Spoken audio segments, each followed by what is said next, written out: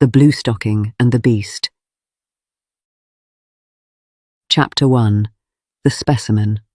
London, May 1817.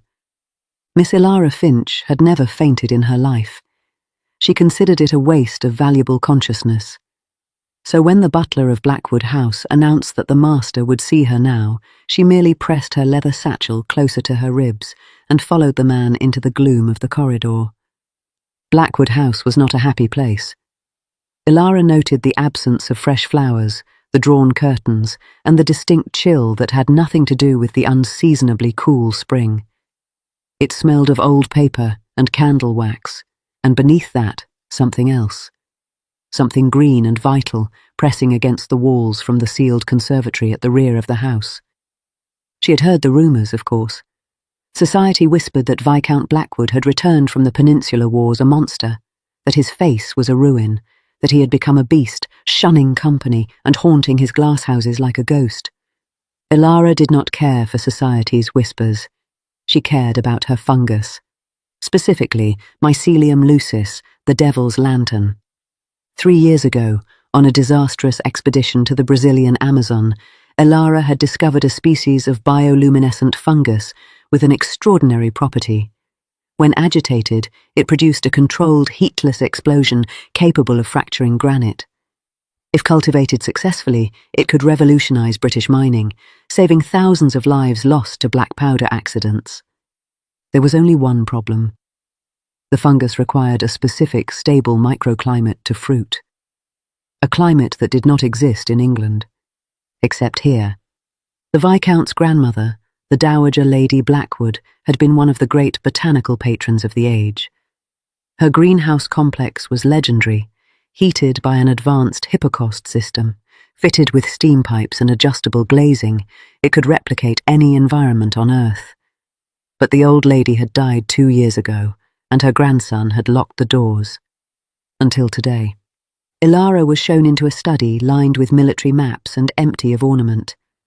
Behind a vast mahogany desk sat a man, or rather, the shape of a man. His posture was rigid, his face turned towards the cold fireplace. Even in profile she could see the damage, a web of scar tissue pulling from his jaw to his ear, the skin melted and tight. His left eye was hooded, the brow bone shattered and reconstructed with imperfect skill. He did not rise. "Miss Finch," his voice was low, rough. "You are persistent.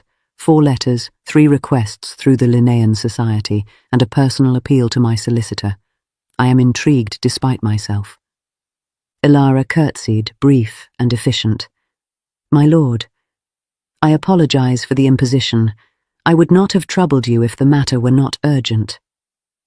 "Is it not always urgent with you, scientific types?" He turned his head slightly. His good eye, a startling shade of deep blue, fixed on her satchel. "You carry it with you. The specimen." It was not a question. Ilara tightened her grip. "It is viable for only a few more days.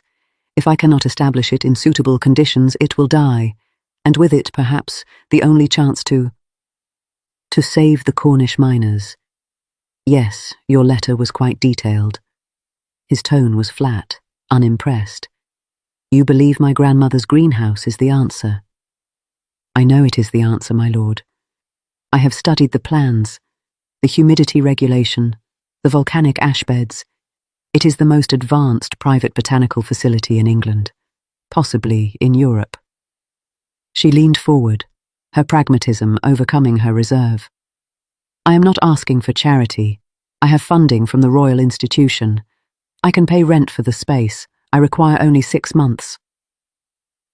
The Viscount was silent for a long moment. His scarred hand. She noticed he did not wear a glove, though the damage extended to his knuckles, rested on the arm of his chair. 6 months, he repeated. "At minimum. The fungus has a complex life cycle. Fruiting may take longer." "And if it fails?" "Then I return to the Amazon and find another specimen." She said it as though discussing a trip to the lending library. "But I would prefer not to. The journey is perilous, and I am not certain I would survive a second attempt." Something flickered across his face. Surprise, perhaps, or reluctant respect. "You are remarkably frank about your own mortality, Miss Finch." "I am a scientist, my lord. I deal in probabilities." She met his gaze. "I also deal in desperation. I have come to you because there is no other option. I will agree to any reasonable condition." He was still for so long that she began to calculate whether she had time to find another patron before the fungus expired. Then he spoke. "Any condition?" A chill traced her spine. "Within reason." He rose from his chair. She saw the full extent of his injury then, the way his left shoulder sat lower than his right, the stiffness in his gait as he moved to the window. The scars did not end at his face. The war had taken pieces of him, and what remained was held together by will and fine tailoring. "My grandmother," he said, his back to her, "was the only person who looked at me after it happened and did not flinch. She did not pity me. She did not fear me. She simply carried on." His voice caught, barely audible. "When she died, she made me promise two things. First, that I would not let her gardens die with her. I have broken that promise." Ilara said nothing. The guilt in his posture was a physical weight. "Second," he continued, "she wished to see me married, established. She said she could not rest easy knowing I would spend the remainder of my life alone in this mausoleum." His jaw tightened. "I told her it was impossible. She made me promise to try." The silence stretched. Ilara was not a romantic. She had never entertained fantasies of courtship or marriage. Her father, a Cambridge don, had raised her to value intellect above sentiment, and she had obliged him admirably. At 27, she was firmly on the shelf and perfectly content there, but she was not stupid. "You wish me to marry you," she said flatly. "I wish you to fulfill the terms of my promise." He turned. The light from the window fell across his ruined face, and she saw that he was younger than she had assumed, perhaps 30, his scars notwithstanding. "1 year, Miss Finch.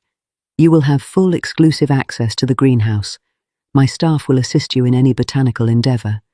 You will want for nothing in terms of equipment, specimens, or funding. And in return? In return, you will be my wife." He said it without inflection. "You will reside at Blackwood House. You will accompany me to the requisite social functions, a limited number, I assure you, sufficient to satisfy the gossips that I am not, in fact, a danger to society. And at the end of 1 year, you may file for a quiet annulment on grounds of non-consummation. Your reputation will remain intact. You will be known as the woman who tamed the beast of botany." "That is a dreadful moniker." "I did not invent it." Ilara's mind was racing. It was, objectively, an excellent offer. The greenhouse, fully funded, for an entire year. She could not only cultivate the Devil's Lantern, but pursue 6 other projects. It was the opportunity of a lifetime. And yet— "Why me?" she asked. "You could have any number of desperate debutantes. Why bargain with a blue-stocking who has no interest in playing Lady of the Manor?" His smile was a grim twist of his mouth. "Because you do not flinch, Miss Finch. You looked at me and saw a resource, not a ruin. I find that refreshing." He paused. "Also, you are clearly desperate. Desperate people are less likely to develop inconvenient sentiments." It was brutally honest. She appreciated that. 1 year, she said slowly, "and the greenhouse is mine, unconditionally for that duration." "Yours. I require a separate laboratory, lockable. You may have the east wing. And I will not be expected to host dinner parties." Something like amusement touched his eyes. "I would not subject either of us to that torture." Ilara extended her hand. "Then I accept your terms, my lord. When do we begin?" He looked at her outstretched hand. For a moment, she thought he would not take it. Then his scarred fingers closed around hers, warm, steady, and surprisingly gentle. "Tomorrow," he said. "My grandmother would not want us to wait." Chapter 2. The Glass Palace. Derbyshire, June 1817. The Blackwood Conservatory was a cathedral of glass and iron, soaring 3 stories high and sprawling across nearly an acre of manicured grounds. Ilara stood in its centre, turning slowly, her breath catching in her throat. It was not dead. She had expected decay, neglect, a mausoleum of withered leaves and cracked pots. But someone had been tending this place, carefully, secretly, with painstaking devotion. The tropical section thrived. The orchid collection was immaculate. The volcanic ash beds had been recently turned. "You." She turned to face the Viscount, who stood at the entrance like a sentinel unwilling to cross the threshold. "You have been maintaining it yourself." His expression was carefully blank. "I know the theory. My grandmother taught me." "This is not theory, my lord. This is mastery." She knelt beside a bed of rare Amazonian ferns, touching the fronds with reverent fingers. "These require daily misting. The soil pH must be precisely calibrated." "How?" "I had time." He cut her off, his voice clipped. "The greenhouse is yours now. I will not interfere." He turned to leave. "Wait." He stopped. Ilara rose, brushing soil from her skirts. She had worn her oldest gown today, anticipating labour, and there was a smudge of peat on her chin. She did not notice. "You should stay," she said, "if you wish. I have questions about the ventilation system. The plans I studied did not specify the air exchange rate." He was very still. "You want my assistance?" "I want your expertise. You know this greenhouse better than anyone alive." She tilted her head, genuine curiosity overriding her usual reserve. "Why would you let it languish when you clearly love it?" The question hung between them.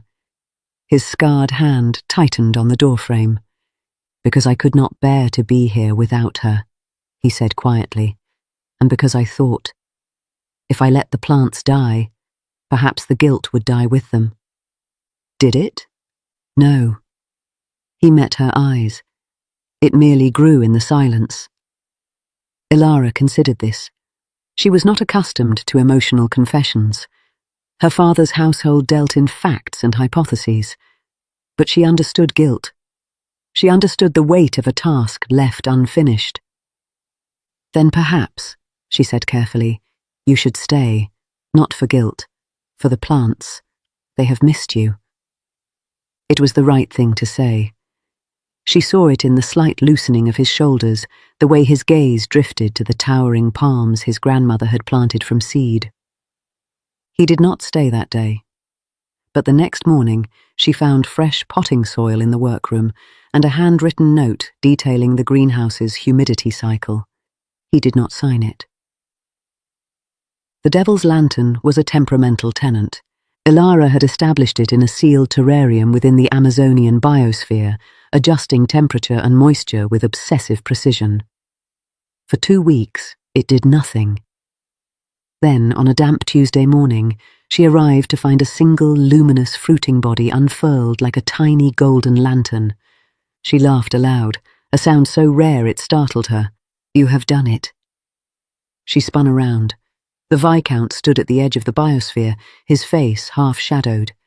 He had been coming to the greenhouse more frequently, ostensibly to assist with technical adjustments, but increasingly simply to be present. He never entered the tropical section. He remained at the threshold, watching. "Not yet," she said, unable to suppress her smile. "This is merely the vegetative stage. To induce explosive sporulation, I must stress the mycelium. A controlled reduction in humidity, perhaps, or a shift in light cycle." She caught herself. "Forgive me. I am boring you." "You are not." He moved closer, drawn despite himself. The fungus glowed softly, casting golden light across her features. "You speak of it as though it were a living thing, a partner in your work." "It is." She looked at the specimen with something like tenderness. We are collaborators, it and I. It wishes to propagate. I wish to harness its fire.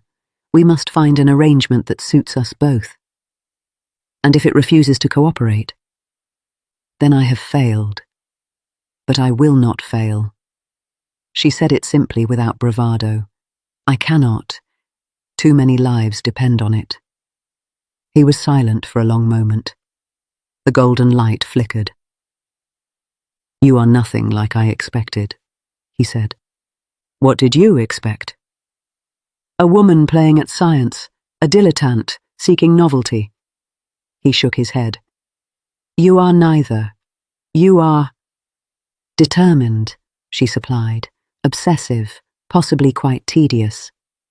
Extraordinary. His voice was low. You are extraordinary. The words settled between them, heavy with unintended intimacy. Ilara felt her cheeks warm, a sensation she had not experienced since she was 17, and a visiting lecturer had praised her treatise on fern reproduction. I should adjust the humidity, she said. Yes, he stepped back. I will leave you to your work. But he did not leave.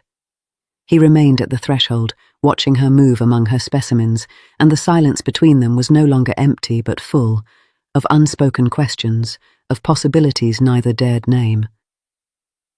That evening, Ilara found him in the library. She had not intended to seek him out. She had merely been searching for a reference text on South American mycology and had assumed the room would be empty. But he was there, seated before the fire, a book open on his lap and his scarred profile illuminated by the flames. He did not hear her enter. His attention was fixed on the page, and as she drew closer, she saw what he was reading. A botanical treatise, well worn, with handwritten annotations in the margins. His grandmother's hand, perhaps, or his own.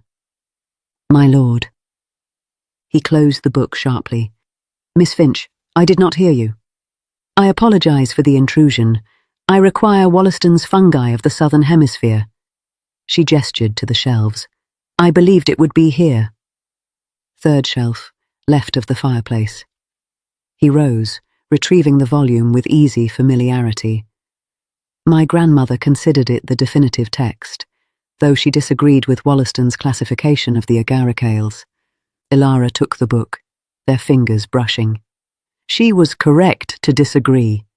His methodology was sound, but his observational records were incomplete. Something shifted in his expression. Not quite a smile, but close. You would have liked her. I regret that I never had the opportunity to meet her. She hesitated. May I ask you something, my lord? You may ask.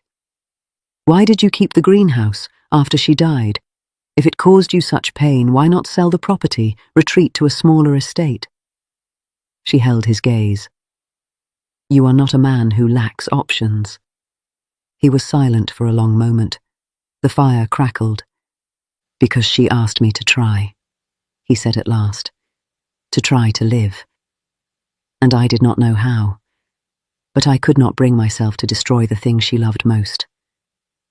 His voice dropped. I thought if I preserved it, perhaps one day I would remember how to feel something other than this emptiness. And do you? Ilara heard her own voice, softer than she intended. Remember? He looked at her.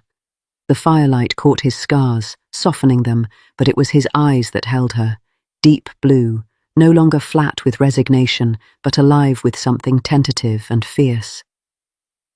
I am beginning to, he said. Neither of them moved. The book pressed between them, a fragile barrier. Ilara was acutely aware of his proximity, the warmth of him, the steadiness of his gaze. She was not supposed to develop inconvenient sentiments. She had agreed to a transaction, not a romance. She was a scientist. She dealt in probabilities, not fairy tales. But the way he looked at her made her believe in fairy tales. I should, she began. Yes. He stepped back. The book, of course. She took it and fled, her heart beating an unsteady rhythm she could not scientifically explain. Chapter 3. The Devil's Bargain. August Tukstosh Astoni Simti Septin Padsmit. The first explosion was an accident. Ilara had been attempting to induce controlled sporulation through gradual desiccation. She had miscalculated the humidity threshold. At precisely 3 o'clock on a sweltering August afternoon, the Devil's Lantern released its payload in a burst of golden light and concussive force that shattered 3 panes of glass and sent her flying backwards into a bank of orchids. She landed hard, her ears ringing, a sharp pain radiating from her left wrist. Through the haze of dust and spores, she saw the terrarium, miraculously intact, and the fruiting bodies already beginning to regenerate. And she saw the Viscount. He was kneeling beside her, his face pale beneath the scars, his hands moving urgently over her arms, her shoulders, her face. "Miss Finch, Ilara, are you injured? Can you hear me?" "My wrist," she managed. "I believe it is broken." He swore, a low, vicious word that startled her more than the explosion. Then his hands were on her wrist, gentle despite their trembling, and he was calling for his housekeeper, for a physician, for someone to bring bandages. "You are bleeding," he said. "Your temple." "It is superficial." She tried to sit up, the world tilted. "The fungus, is it damaged?" "Damn the fungus." His voice was raw. "You could have been killed." "But I was not." She touched her temple, winced at the blood on her fingers. "The explosion was contained, smaller than I anticipated. The data will be useful." He stared at her. Then, incredulously, he laughed. It was not a pleasant sound, rusty from disuse, edged with hysteria. But it was genuine. Ilara found herself smiling in response. "You are the most infuriating woman I have ever met," he said. "I am aware." She paused. "You called me Ilara." His laughter faded. His hand still cradled hers, the ruined skin of his palm warm against her ungloved fingers. "Yes," he said quietly. "I did." The physician pronounced her wrist sprained rather than broken, bound it in strips of linen, and prescribed rest. Ilara ignored the prescription and returned to the greenhouse within the hour. The Viscount did not try to stop her, but he remained at her side throughout the afternoon, handing her tools, adjusting the ventilation, silently present. When she reached for a specimen jar on a high shelf, his hand closed over hers. "Allow me," he said. She did. That night, Ilara could not sleep. She lay in her chamber, a pleasant room in the east wing, far from the master suite, and stared at the ceiling, her wrist throbbing dully. The image of his face, stripped of its careful composure, haunted her. "You could have been killed." She had faced danger before.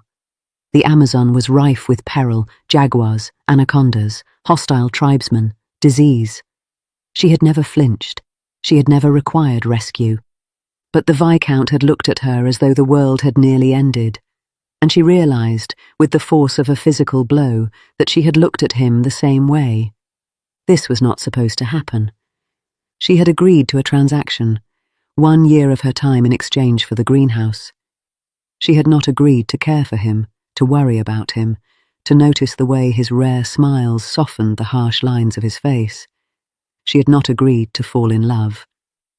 But love, she was discovering, did not require agreement. The next morning she avoided him. It was cowardly, and she despised cowardice.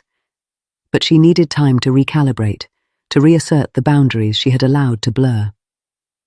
She retreated to the farthest corner of the greenhouse, a small propagation chamber she had claimed as her private workspace, and immersed herself in data. It did not help. The numbers blurred. Her wrist ached, and every shadow at the edge of her vision resolved, upon examination, into emptiness. He did not come to find her. By evening, she was ashamed of her own avoidance. She was not a simpering debutante. She was a fellow of the Linnean Society, and she would not skulk in corners like a frightened mouse. She would face him, acknowledge the awkwardness, and re-establish their professional rapport. She found him in the library, as she had known she would. He was standing before the fire, a decanter of brandy untouched at his elbow. He did not turn when she entered. "You have been avoiding me," he said. "Yes." Honesty was the only strategy she trusted. "I was attempting to recalibrate." Recalibrate. He turned. His face was carefully expressionless, but she saw the tension in his shoulders, the rigid set of his jaw. "To what end?" "To the terms of our agreement." She clasped her hands before her, steadying herself. "I agreed to a marriage of convenience. I did not agree to develop personal sentiments. It was a failure of professional discipline on my part, and I apologize." He was very still. "Personal sentiments." "Affection," she said, forcing the word out. "Esteem, regard, whatever term you prefer. I have allowed myself to become attached to you, which was never part of our bargain. I will endeavour to correct the error." Silence. The fire crackled. "Elara," his voice was hoarse, "you believe my regard for you is a matter of professional discipline." She blinked. I assumed." "You assumed I feel nothing." He took a step towards her, then stopped, as though restraining himself. "You assumed I offered you this arrangement because you were convenient, and that my behaviour since has been mere politeness. Was it not?" "No." His good eye blazed. "It was not. I offered you marriage because you were the first person since my grandmother who looked at me and did not see a monster. I maintained the greenhouse because I could not bear to destroy the last gift she gave me, and I came to you day after day because—" He broke off, his scarred hand rising to his face as though to shield it. "Because you are the first thing in 5 years that has made me want to live." Elara could not breathe. "You are not a convenience," he said. "You are not a transaction. You are not a means to an end. You are—" He lowered his hand. His expression was raw, unguarded, terrified. "You are extraordinary, and I have been falling in love with you since the moment you offered me your hand and told me you would agree to any reasonable condition." The word hung between them. Love. Elara had never been courted. She had never received love letters or stolen kisses or whispered declarations. She had her work, her specimens, her quiet satisfaction in a hypothesis proven correct. She had thought it was enough. She had been wrong. "I do not know how to do this," she whispered. "I know fungi and ferns and the chemical composition of soil. I do not know how to be a wife. I do not know how to be loved." "Neither do I." He smiled, a real smile, transforming his scarred face into something beautiful. "But I am willing to learn, if you are." She crossed the distance between them. Her hand rose, hesitating, and then she touched his face, the ruined side, the melted skin she had been trained not to stare at. He flinched but did not pull away. "Does it pain you?" she asked. "Not your touch. Never your touch." He closed his eyes. "I have not allowed anyone to see me like this. Not since it happened." "I see you." Her thumb traced the edge of the scar. "I see you, my lord. And I do not flinch." He caught her hand, pressed it to his lips. His eyes were wet. "Nicholas," he said. "My name is Nicholas." Nicholas. She tasted the word, savoured it. "I am Elara." "Elara." He said it like a prayer. "My Elara." They stood together in the firelight, hands clasped, the weight of their separate isolations lifting at last. Neither spoke of annulments or transactions or the careful boundaries they had agreed upon. Those boundaries were ash. Chapter 4. The Lantern's Light. December 1817. The Devil's Lantern fruited on the winter solstice. Ilara had spent months refining her cultivation technique, adjusting variables, recording every fluctuation in temperature and humidity. Nicholas had been at her side through all of it, not as a distant patron but as a true collaborator, his grandmother's knowledge flowing through his hands as he calibrated the steam valves and adjusted the glazing.